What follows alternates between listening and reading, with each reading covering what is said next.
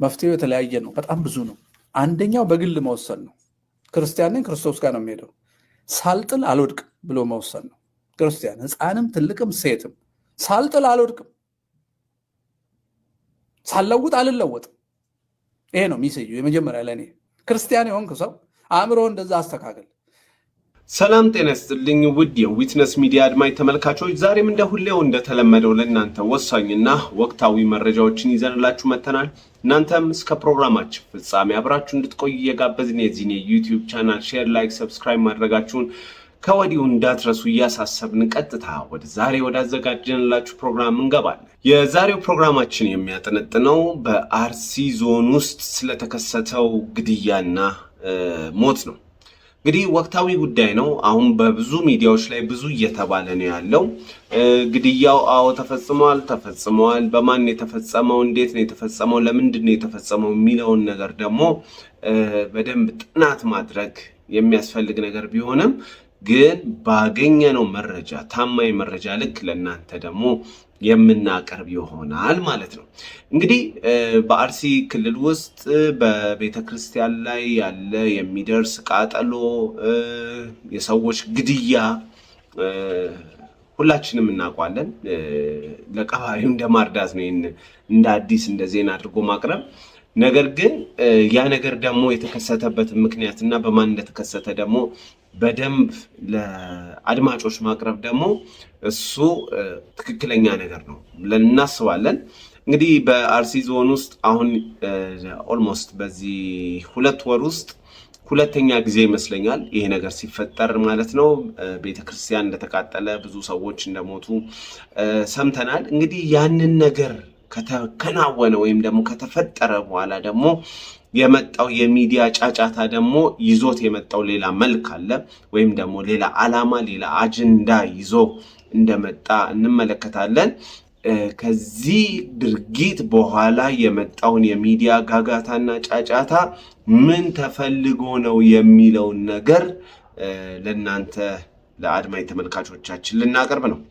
እንግዲህ በአርሲ ዞን ውስጥ የተከሰተው ነገር ከመጣ በኋላ በተለያዩ ሚዲያዎች ስፔሻሊ ደግሞ በጽንፈኛውና በፋኖ ሚዲያዎች ላይ ሲንጫጫ ነበር።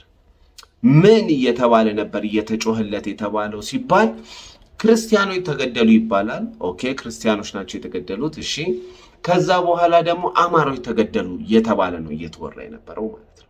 አሁን በዛ በአርሲ ዞን ውስጥ አማራ ብቻ አልነበረም ክርስቲያን ሆኖ የሚኖረው። ብዙ የኦሮሞ ተወላጆች፣ ኦሮሞ ማህበረሰቦች ክርስቲያን ሆኖ የሚኖሩ አሉ።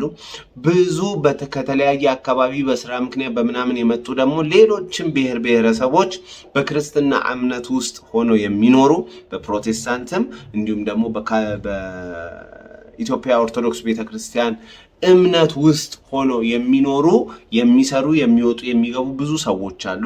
እንግዲህ ቤተክርስቲያን ተቃጠለ ሲባል የሁሉም ቤተክርስቲያን ነው ልትቃጠል የምትችለው ወይም ደግሞ የሚገባው ማለት ነው። ምን ማለት ነው ሲባል አንድ ቤተክርስቲያን ናት ያለችው፣ ኦርቶዶክስ ቤተክርስቲያን ተቃጠለች የተባለችው ማለት ነው። በዛ ውስጥ ደግሞ ኦሮሞ አለ፣ አማራው አለ፣ የደቡብ ህዝብ ይኖራል፣ የተለያየ ማህበረሰብ፣ ትግሬ ይኖራል። ነገር ግን በሚዲያ ጫጫታው ላይ እንደምንመለከተው ተገደለ፣ ሞተ፣ ተሰዋ ተብሎ ሲወራ የነበረው ደግሞ ማንን ነው ብለን ስንመለከት አማራውን ብቻ ነው ማለት ነው። ስለዚህ ጉዳዩ የእምነት ጉዳይ ነው ወይስ የፖለቲካ ጉዳይ ነው እንድንል እና እንድንጠይቅ ምክንያት ይሆነናል ማለት ነው። ምክንያቱም ሲባል እንግዲህ 2 አይነት ምክንያት ነው ሊኖር የሚችለው እዛ አካባቢ። አንደኛ የፖለቲካ ጥያቄ ነው። የፖለቲካ ጥያቄ ደግሞ ታጣቂዎች መጥተው ጨፈጨፉ የአማራ ማህበረሰብ አንድ ነገር ነው። ሁለተኛው ደግሞ ሊሆን የሚችለው የሃይማኖት ነው። ስለዚህ በሃይማኖትና ሃይማኖት መካከል ባለ አለመግባባት የሚፈጠር ሞት፣ መቃጠል፣ ግድያ፣ ስደት ሊሆን ይችላል። ነገር ግን እነዚህ ሰዎች ምን እያደረጉት ነው ሲባል ሁለቱን እየቀላቀሉት ለራሳቸው የሚመቻቸውን ቨርዥን እየፈጠሩለት ነው ያለው ማለት ነው። ይህን ደግሞ ለምን እንደፈጠሩ ቀጥለን የምናሳያቸው ይሆናል ማለት ነው። እንግዲህ ከዛ በፊት ግን ይህን ከመናገራችን በፊት ታጣቂዎች ይህንን አደረጉ ከተባለ ያው ሸኔ ይላሉ፣ የኦነግ ሰራዊት ይህንን አደረገ ከተባለ ኦነግ በጠቅላላ ሙስሊም ነው እያሉ ነው ማለት ነው። ይሄ ጋር ነው ውሸት የሚፈጠረው። ከዛ እሺ ደግሞ ኦነግ ነው ስንል ደግሞ መልሰው መንግስት ነው እኛን የሚያስጨፈጭፈን ይሉናል። ስለዚህ አሁን ማን ነው እያስጨፈጨፈ ያለው የሚለው እንድንጠይቅ ያደርገናል። ማለት መንግስት ነው ኦነግ ነው ማለትም ያልተማረ ውሸታም የሚዋሸው ውሸት ብዙ ነውና እርስ በርሱ ኮንትራዲክት ያደርጋል ማለት ነው። ባይዜ እዛ ጋር ስለሞቱ ሰዎች አይደለም እያወራ ያለሁት በሚዲያ ላይ ስላለው ጫጫታ ነው እየተናገርኩ ያለሁት ማለት ነው። ስለዚህ ሲባል እነዚህ ሰዎች ምን እያሉ ነው እየነገሩን ያሉት? በኦነግ ተጨፈጨፍ ከዛ መንግስት ጨፈጨፈን አስጨፈጨፈን እያሉ ነው የሚናገሩት። እኛ ደግሞ ሁላችንም እንደምናውቀው መንግስትና የኦነግ ኃይል እርስ በእርሱ እየተዋጋ ያለ የማይግባባ ኃይል እንደሆነ ሁላችንም እናውቃለን። ስለዚህ ሁለቱ ኮላይድ አድርገው አንድ ላይ ሆነው እኛን ጨፈጨፉን አያስኬድም። ስለዚህ አንደኛ እነዚህ የሚዲያ ውሸታሞች ይህንን ነገር ነጥለው መርጠው ወይ ኦነግን ወይ መንግስትን ተጠያቂ ማድረግ መቻል አለባቸው እንደ ፖለቲካ ከተካሄደ ማለት ነው። ይህ ብቻ በዚህ ሳያበቃ ደግሞ ኦነግ ጨፈጨፈኝ ከተባለ በኦነግ ውስጥ ክርስቲያን የለም ወይ? የኦርቶዶክስ እምነት ተከታይ የለም ወይ? የካቶሊክ እምነት ተከታይ የለም ወይ? የፕሮቴስታንት እምነት ተከታይ የለም ወይ ብለን እንድንጠይቅ ይጋብዘናል ማለት ነው። ሁሉም የኦነግ ሰራዊት የሚንቀሳቀሰው ሙስሊም ነው ወይ እንድንል ያደርገናል።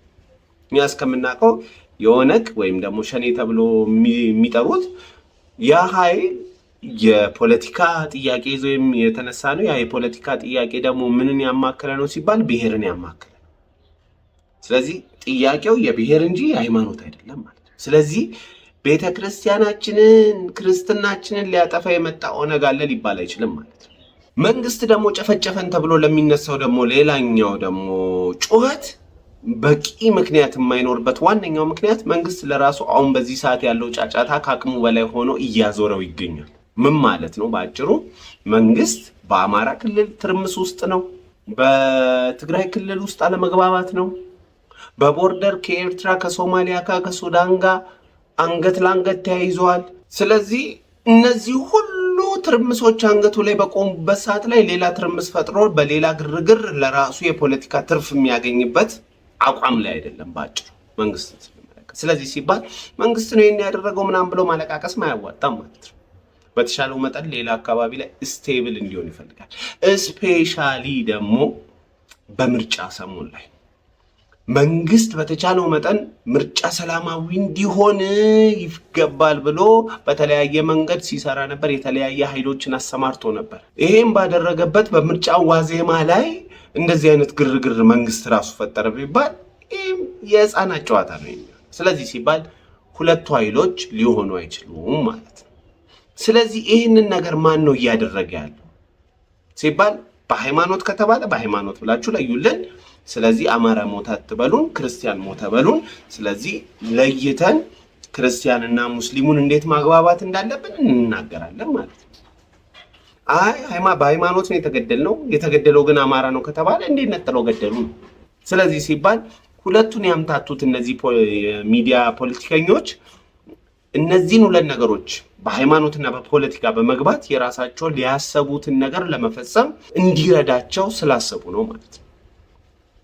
ይህንን ስንል ደግሞ በምክንያት ለምንድነው አሁን በኦሮሚያ አካባቢ ላይ እንደነዚህ አይነት ግጭቶች እንዲቀሰቀሱ ምክንያት የሆነው? ስፔሻሊ ይሄ ነገር የሚፈጠረው አርሲ ዞን ላይ እና ምስራቅ ወለጋ ላይ ነው። ለምንድን ነው ብለን ስንመለከት ካሁን በፊት ሻለቃ ዳዊት ወልደ ጊዮርጊስ የቀድሞ የደርግ ምጽዋ ላይ አስተዳዳሪ የነበረው ሰውዬ ከዛ ደርግን ከርቶ ከሻቢያ ጋርና ከቲፒኤልኤፍ ጋር ሲሰራ የነበረው ሰውዬ የ77 ድርቅ ጊዜ ለአማራ ህዝብ የተለገሰውን 300,000 ብር በልቶ የጠፋው ሰውዬ አሁን ደግሞ ለአማራ ህዝብ ታጋይና አታጋይ ነኝ ብሎ ወኪልና የአማራ መልክ ነኝ ብሎ ፊት ነኝ ብሎ የመጣው ሰውዬ ምን ብሎ ተናግሮ ነበር?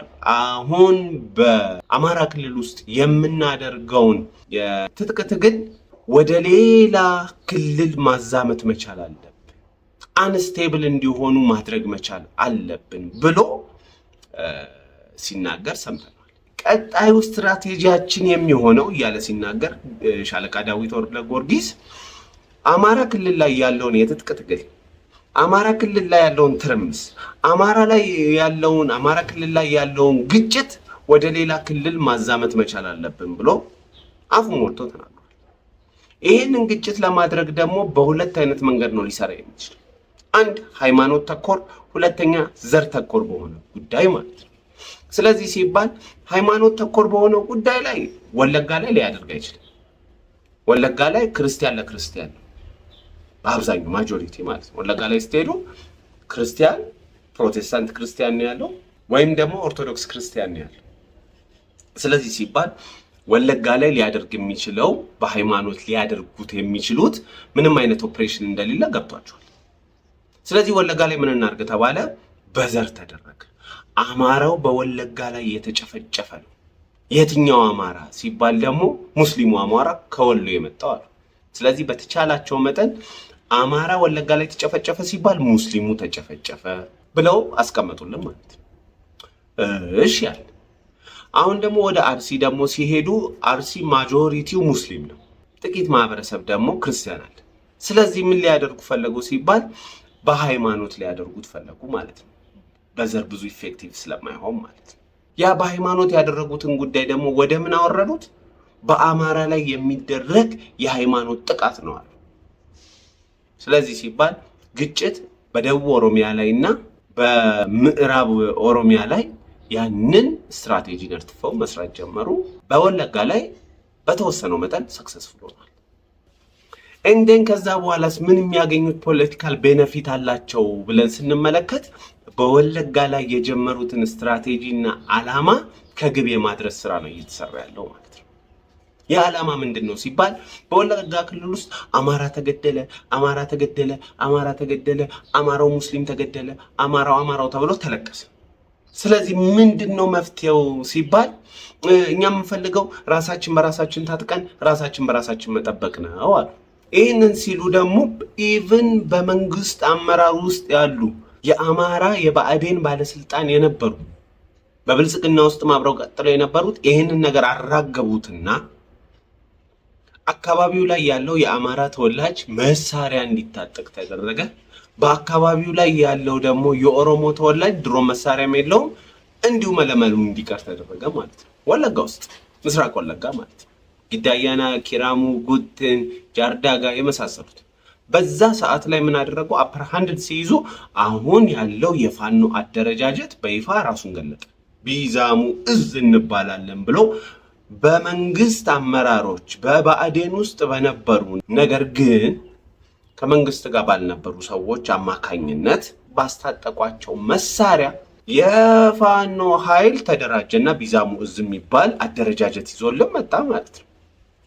ከዛ ሲባል በወለጋ ያለውን በምስራቅ ወለጋ ያለውን የኦሮሞውን ማህበረሰብ በጥይት መቁላትና መፍጀት ቀጠለ ማለት ነው። እሺ ህዝብም በመፍጀት ብቻ አላበቃም። በመቀጠልም ደግሞ ኢቭን የጸጥታ ኃይልን ሚሊሻን መጨረስ ጀመረ። የኦሮሚያ ልዩ ኃይልን መጨረስ ጀመረ። ሲቀጥል ሲባል ኢቭን መከላከያ ላይ ጥቃት ማድረስ ጀመረ። በባለፈው ጀነራሉን ገደሉት ተብለው የተወራው ማለት ነው፣ ጊዳ መስመር ላይ ማለት ነው።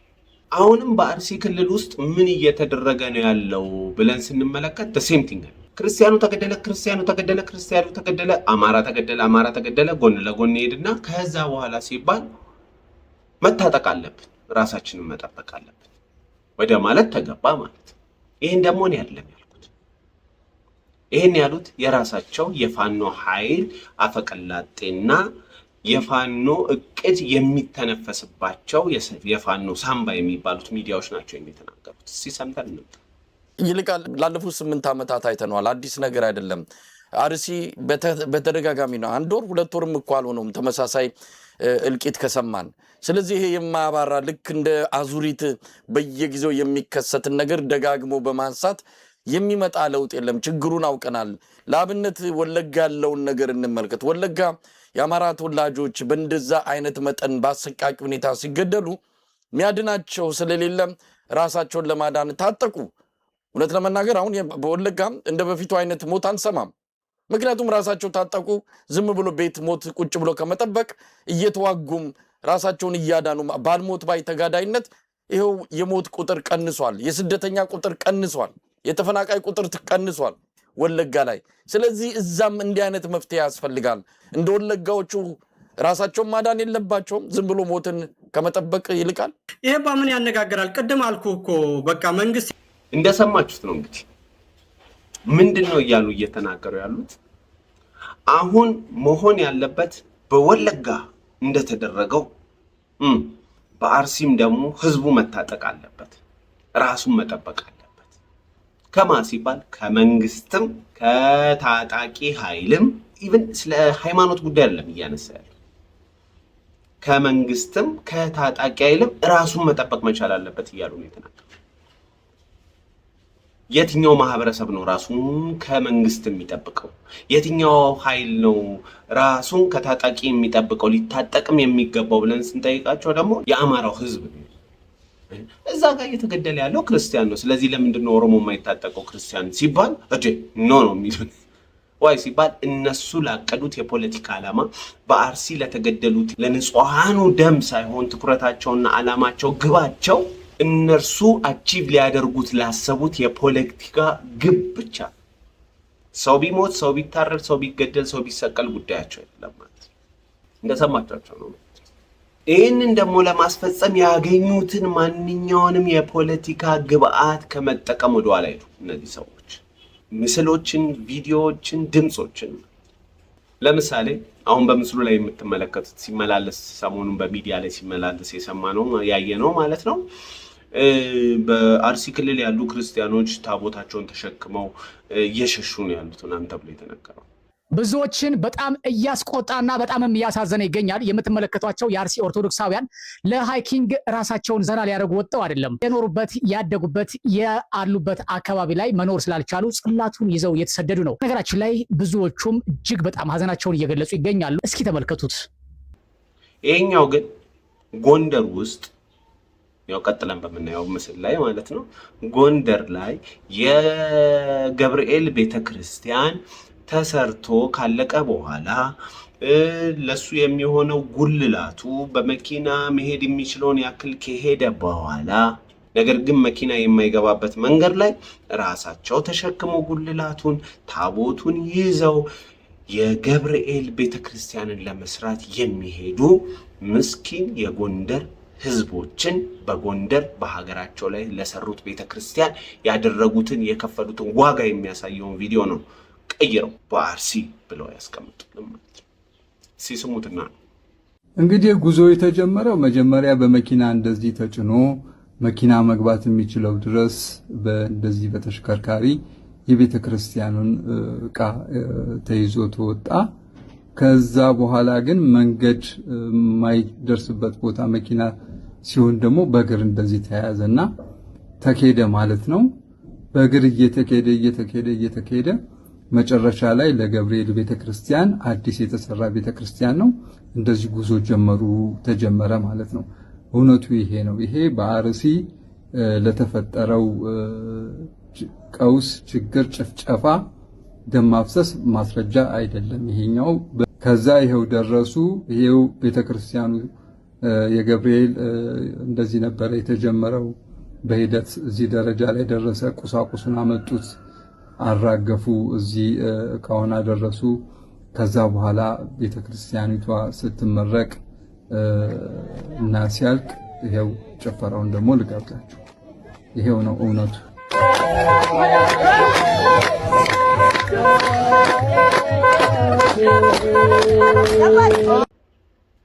እንደሰማችሁት እንግዲህ እነዚህ ኃይሎች በሚዲያ ላይ የሚንጫጩት ኃይሎች ምንድነው ትኩረታቸው፣ ዓላማቸው፣ ፍላጎታቸው ሲባል የአማራ ህዝብ ጉዳይ አይደለም፣ የኢትዮጵያ ህዝብ ጉዳይ አይደለም፣ የሃይማኖት ጉዳይ አይደለም፣ የፖለቲካ ጉዳይ፣ የግላቸው ጥቅም ጉዳይ።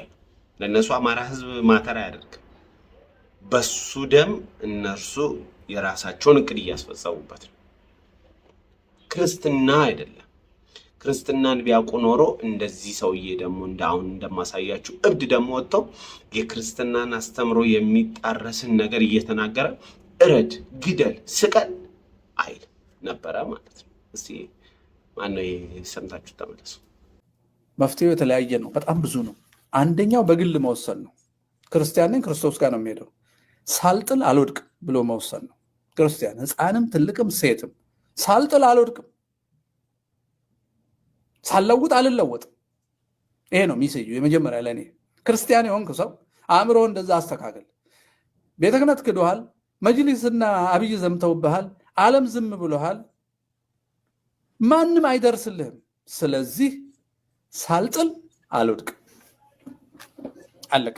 በድንጋዩን በጥርሲውን በመኪናዩን በመጥረቢያዩን አይዶን ኖ ፈጽሞ ሳልጥል አልወድቅም፣ ቤተሰቤን ለገዳይ አሳልፌ አልሰጥም የሚል መሆን አለበት አባት። ይሄ መልፈስፈስ ቃል ላይ መጣላት አይደለም። በቃ ሳልጥል አልወድቅም፣ ፈጽሞ አልወድቅም።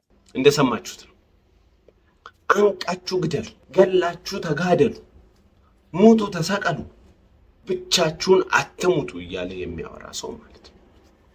ይሄ ነው እንግዲህ እነርሱ ዓላማ አድርገው እየሰሩት ያለው ስራ፣ ሀገራችንን ለማፍረስ ለማተራመስ እየሰሩት ያለው ስራ፣ ኢትዮጵያን ባዶ ለማስቀረት እየሰሩ ያለው ስራ፣ በኢትዮጵያ ውስጥ የሰላም አየር እንዳይተነፈስ ያለችውንም ሰላም ለማደፍረስ የሚሰራ ስራ ማለት ይህ እንዳሳየዋችሁ አሁንም